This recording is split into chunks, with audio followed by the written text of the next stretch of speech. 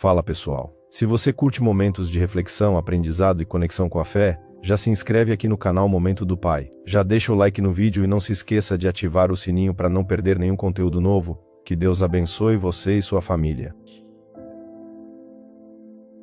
Capítulo de número 21, glória a Deus. Capítulo 21, Gênesis. Faz um favor para mim, você já deixou marcado aí Gênesis 21? Deixa selecionado, mas volta e dá uma olhada no capítulo 16 comigo antes de Gênesis 21. Deixa separado aí esses dois. O meu, apenas uma folha separa um capítulo do outro. É o caso do seu, não? Não é o teu caso, né? Tu tá esperando aparecer aqui, né? Tu vai aprender a mexer nessa Bíblia aí, hein, menino? Depois fica pagando mico aí. Abre Marcos lá na frente, Apocalipse lá no meio, Isaías lá atrás. Você trata de usar a Bíblia. Gênesis 16, verso 7 em diante. Quem achou, diga amém. O anjo do Senhor encontrou-a junto a uma fonte de água no deserto, a fonte que está no caminho de Sur, a fonte que está no caminho de, e disse: Agar, serva de Sarai, de onde vieste e para onde vais? E ela respondeu: estou fugindo da presença de Sarai, minha senhora. Então lhe disse o anjo do Senhor: volta para a tua senhora. O anjo disse volta. O anjo disse o que, gente?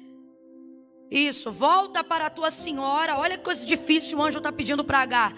E humilha-te debaixo das suas mãos. Volta para a sua senhora e humilha-te debaixo das suas mãos. E disse-lhe mais o anjo: multiplicarei sobremaneira a tua descendência, de modo que por numerosa não poderá ser contada. Disse-lhe também o anjo do Senhor: concebeste e terás um filho, a quem chamarás Ismael, pois o Senhor ouviu a sua aflição. Ele será como um jumento selvagem. Diga comigo, selvagem. Diga bem forte, selvagem. Isso. Ele será como um jumento selvagem entre os homens. A sua mão será contra todos e a mão de todos será contra ele. E habitará distante de todos os seus irmãos. Ela chamou o nome do Senhor que falava com ela, dizendo: tu és Deus que me vê.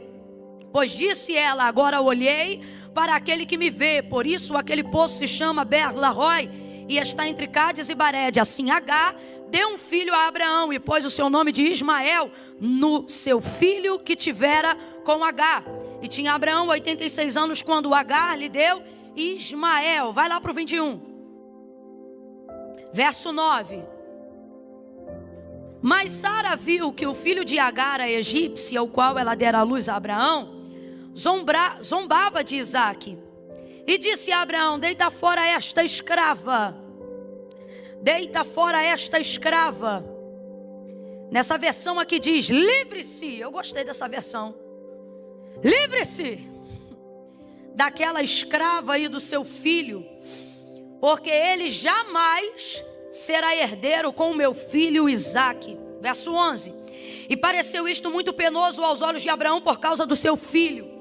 Deus, porém, disse a Abraão: não te pareça mal por causa do moço e nem por causa da sua serva, nem por causa do menino e da sua escrava.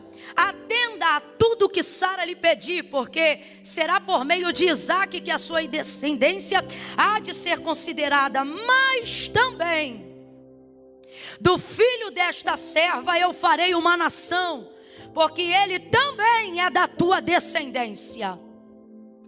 Então se levantou Abraão de madrugada, tomou o pão, um odre de água, e os deu a Agar, pondo sobre o ombro dela. Também lhe deu o menino e a despediu. Pronto, ali também está despediu. Diga comigo, despediu. Diga, despediu. Presta atenção, lá no capítulo 16, Agar fugiu, tá bom? Complete aí para você não esquecer. Lá no capítulo 16, Agar. De novo, lá no capítulo 16, a serva Agar Mas no capítulo 21, Abraão então no 16 ela, mas no 21 ela foi. Legal. Conjuga verbo muito bem. E foi andando errante pelo deserto de Beceba. Alguém aqui que se atentou bem à leitura, lembra qual era o nome do primeiro deserto do capítulo 16? Qual era o nome? Eu quero que você grave isso. Sur significa muro. O que significa Sur? Então deserto de Sur significa deserto do? Deserto de Sur significa deserto do? Muro é aquilo que te dá limite. Muro é aquilo que você bate de frente quando quer insistir. Quando você foge, o mais longe que você chega é de cara no. Só que agora ela foi despedida, ela não está em fuga. Agora ela foi mandada embora. Grita comigo e diga: liberdade! Parece que você não foi livre ainda. Nunca viu aquele filme Coração Valente? Diga comigo: liberdade! O som está bem aberto para a galera? O som está bem aberto ou o compressor está apertado? Que a liberdade deles está meio presa. Liberdade é o que há de mais precioso.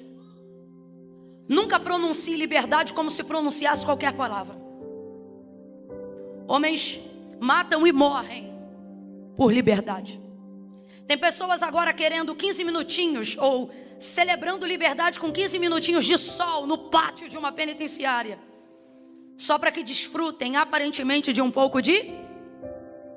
Então entenda, porque a palavra do Senhor é clara em dizer que para isto se manifestou o Filho do Homem, para desfazer as obras do diabo.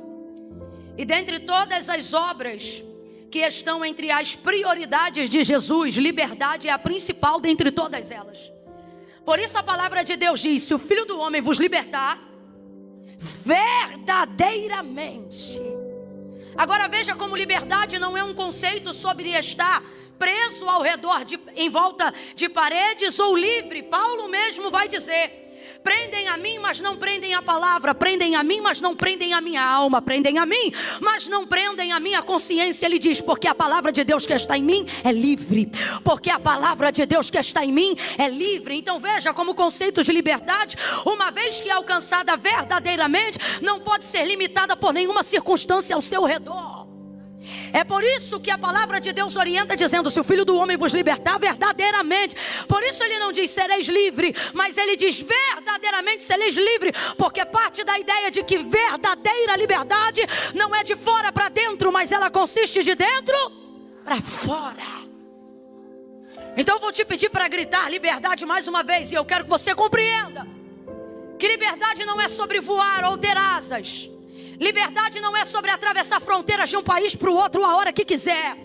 Liberdade não é apenas as circunstâncias financeiras que alguém pode ter aqui de comprar o que quer na hora que quer e do jeito que quiser. Liberdade trata-se de uma consciência convicta que não pode ser parada nem interpelada por nenhuma ideologia, muro, grade, barreira ou cova. Liberdade de quem é liberto por Cristo, nem a cova, nem a morte, nem a lápide podem pará-lo. Por quê? Porque a Bíblia diz que os que morreram com Cristo ressuscitarão primeiro para gozar de uma vida eterna, onde só aqueles que alcançaram esse nível de liberdade aqui poderá desfrutar desta mesma liberdade lá. Qual é a palavra de ordem nessa noite? Qual é a palavra de ordem nessa noite? Bora! Qual é a palavra de ordem nessa noite? Liberdade!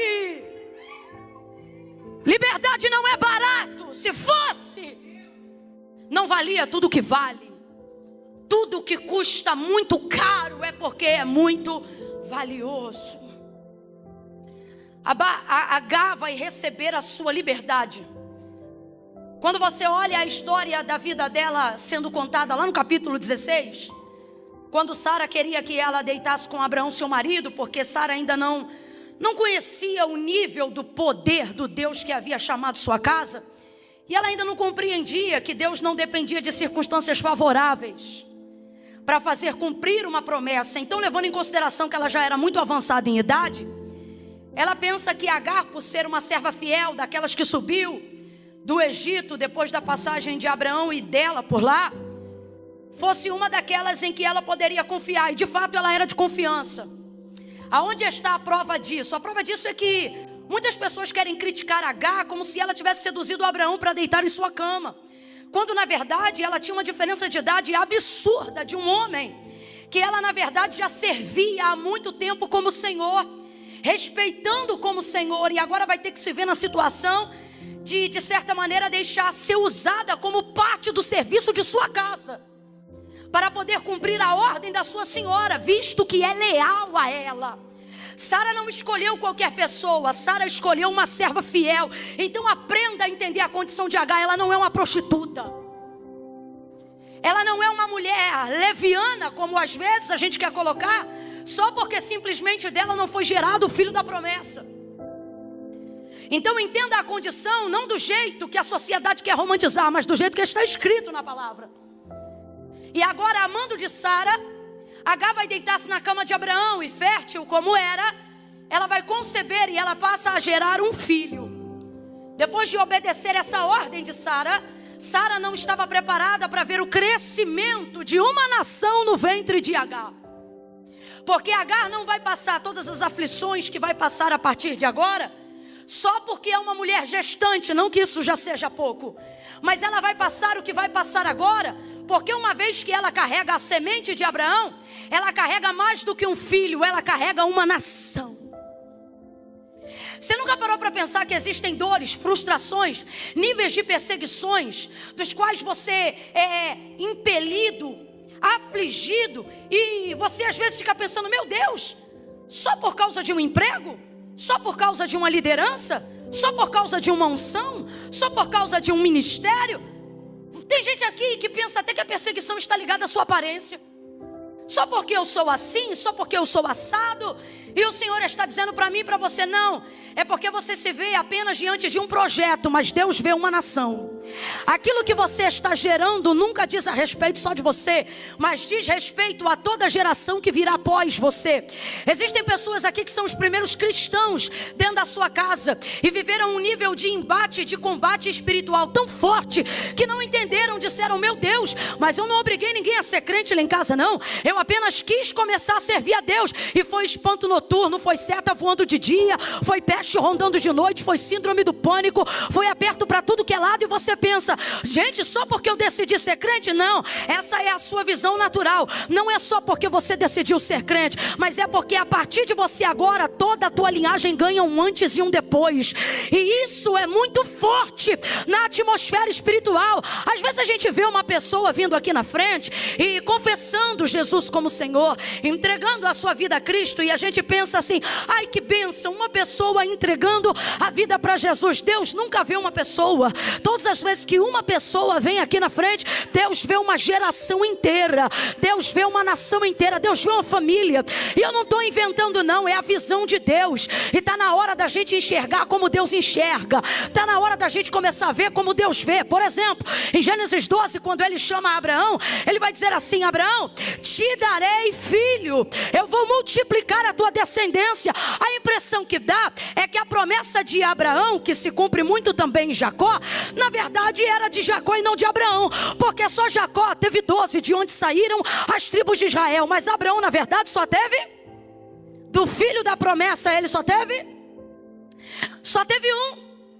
Mas Deus nunca olhou para Isaac e chamou ele de Isaac, mas chamava ele de Is, porque ele era uma nação inteira.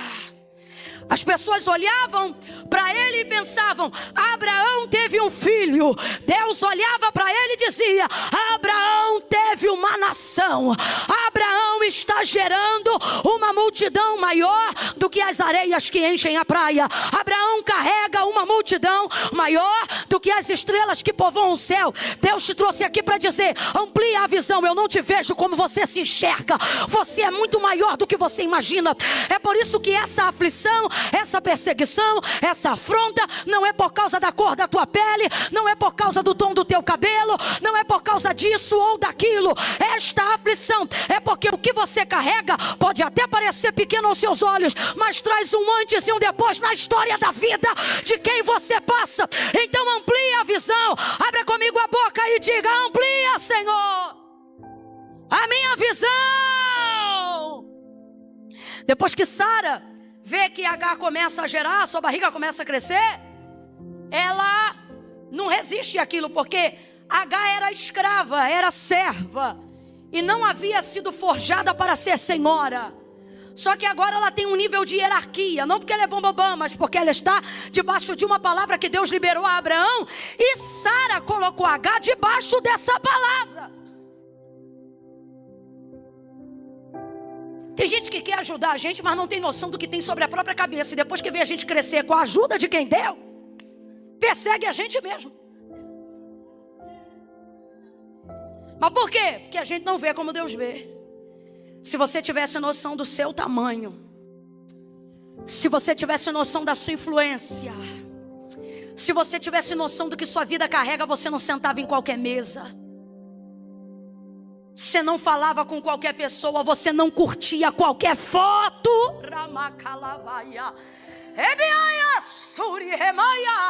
Se você soubesse como Deus te vê, se você soubesse o tamanho daquilo que você carrega, você não entrava em qualquer casa, não fazia aliança com qualquer amigo, não beijava qualquer pessoa, não servia jantar para qualquer gente.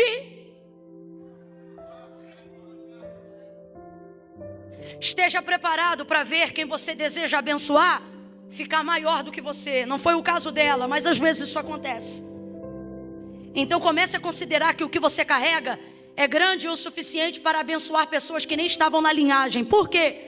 Porque Deus gosta de mim? Não. Porque eu preciso acreditar quando Ele liberou uma palavra sobre mim. Qual foi a palavra que Ele liberou sobre Abraão, gente? Deus, quando chamou Abraão, disse assim para ele: abençoarei os que te abençoarem e amaldiçoarei os que te amaldiçoarem. Sabe o que Deus está dizendo, Abraão? Quem não gostar de você não precisa gostar de mim. Isso não é promessa, isso é aliança.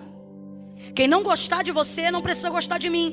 E a prova disso, Camila, a prova disso, Davi vai salmodiar e vai estar descrito no livro de 1 Samuel capítulo 22, um salmo que ele vai cantar, aonde ele vai dizer que numa batalha contra os seus inimigos, os inimigos clamaram até a Deus no céu, mas não houve no céu quem os ouvisse ou quem os respondesse. O que Davi está dizendo? Eles clamaram Deus certo, clamaram ou não? Sim, eles disseram que vendo que Israel prevalecia com Davi, o texto diz que eles clamaram até o Deus de Davi, o Deus dos céus, mas não houve no céu quem os atendesse. Não significa que Deus não ouviu, significa que Deus não correspondeu. Porque Deus está dizendo: eu não tenho obrigação de corresponder com quem eu não tenho relacionamento. Não é sobre o quanto você conhece de mim, mas é o quanto diz o Senhor: eu conheço de você. Não é só o quanto você tem de mim, mas o quanto eu tenho de você. E tudo isso inaugura lá em Abraão, quando Deus não só dá para ele uma promessa, mas faz com ele uma aliança. Por isso que agora Agar está tremendamente abençoada. A coisa é tão séria que uma vez que não estava preparada para tamanha honra, porque isso não estava no plano de Deus. Rapaz, olha isso. Não sei se vocês estão entendendo. Agar gerar Ismael estava no plano de Deus? Estava, gente. Foi plano de quem? Aí Deus abriu uma emenda no plano, sim ou não? Sim ou não? Fica com medo não, irmão. Não foi Agar que foi atrás de Deus, não. Foi Deus que foi atrás dela no deserto por causa da semente que ela carregava. E ele não disse para ela: eu vou te matar. Sabe o que ele disse para ela? Teu filho tem um nome, você vai conhecer. Ele será como um jumento selvagem. O que ele está dizendo? Eu serei com vocês no deserto. Então, mas presta atenção. Agar estava no plano de Deus? Tem gente que está com medo. Agar estava no plano de Deus? Agar foi plano de quem? Sara e Abraão. Agora, Deus incluiu para ela uma porção, sim ou não? Sim ou não? Olha a grandeza do que Abraão carrega. Quando você entender o que você carrega, você vai compreender que tem gente que não está nem no plano. Se você estender uma mão, entra no plano. Se você der guarida, não, Camila, nada a ver, Mateus capítulo 15, verso 21 em diante. Uma mulher cananeia, grega, cirofenícia, que não era dos filhos de Israel, tinha uma filha miseravelmente endemoniada. Vendo que Jesus passava pelas cercanias de Tiro e Sidom, saiu correndo atrás dele, gritando e dizendo: Senhor, filho de Davi, tem misericórdia de mim, que minha filha está miseravelmente endemoniada. A filha da mulher cananeia estava miseravelmente endemoniada, mas perceba o clamor dela diante de Jesus: ó, filho de Davi, tem misericórdia de... Mas ela queria que quem fosse liberta. Mas ela disse: tem misericórdia da minha filha? Ela disse: tem misericórdia de... Olha a inteligência dessa mulher. Porque se o Senhor liberar sobre mim, se for por mim, por quê? Porque não há manifestação para quem não busca. Não há manifestação para quem não intercede. Não há manifestação para quem não conhece Deus. Responda com inteligência: Deus tem compromisso com o endemoniado? E quem estava endemoniado, a mãe ou a filha? Só que a mãe era cananeia, porém a mãe está buscando. Filho de Davi, olha ela reconhecendo o senhorio de Cristo: tem misericórdia de mim, que minha filha está miseravelmente endemoniada. Ela gritava e clamava. No final a filha dela ficou liberta, sim ou não, gente? Liberta, por quê? Porque Deus teve misericórdia da menina? Não, porque o clamor dela era: tem misericórdia de... Aí isso aqui é Deus dizendo: quando eu entro na sua vida, eu faço nela o que eu quiser. Escute isso. Foi o que ele fez com Zaqueu. Lembra? Zaqueu, desce depressa, porque hoje me convém entrar na tua casa. O que é isso, Zaqueu? Eu vou entrar no teu caminho. Eu vou mudar a tua história. Eu vou originar um novo plano. Presta atenção. Zaqueu, desce depressa, porque hoje me convém entrar na tua casa. Ele entrou no caminho de Zaqueu. Quando ele quer, ele entra. Agora, no caso da mulher cananeia, não foi assim. Não foi ele que entrou no caminho dela, foi ela que entrou no caminho dele. Tem misericórdia de mim. Ele não respondia a palavra e ela continuava gritando, ao ponto que ela vai para frente da trilha, aonde ele está andando, dobra o joelho, se prostra e diz: Senhor, socorre-me. Aí o que Deus está dizendo para a gente? Quando eu entro no teu caminho, igual Zaqueu, eu faço na tua vida o que eu quiser fazer. Mas quando é você que entra no meu caminho, eu faço por você até o que eu não tinha que fazer. Vou perguntar de novo: Jesus tem compromisso com o endemoniado? Foi ele mesmo que disse que veio primeiro para as ovelhas da casa de Israel. A cananeia é da casa de Israel? Mas mesmo assim ele a abençoou, sim ou não? Sim ou não? Porque quando eu entro no caminho dele com adoração, com busca, quando eu estou diante dele trazendo na minha vida uma palavra, oh, não há absolutamente nada que Deus não faça, nem por mim e nem pela vida daqueles que eu tenho apresentado diante dele. Está de mão abaixada, porque já era para você estar dando glória. O que Deus está dizendo é: não importa a circunstância, que para gerar o que você está gerando, você precisou passar ou perder. Agora você está debaixo da minha palavra, e agora você não é mais responsabilidade de Abraão. Você agora é responsabilidade minha. Você não é responsabilidade de quem te colocou nessa circunstância. Você agora é responsabilidade minha. Então fique debaixo da palavra, porque Deus vai atravessar qualquer deserto para achar e te libertar. Oh, aleluia!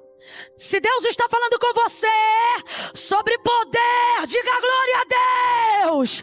Se Deus está ampliando a sua visão para você começar a entender o que você carrega, diga aleluia.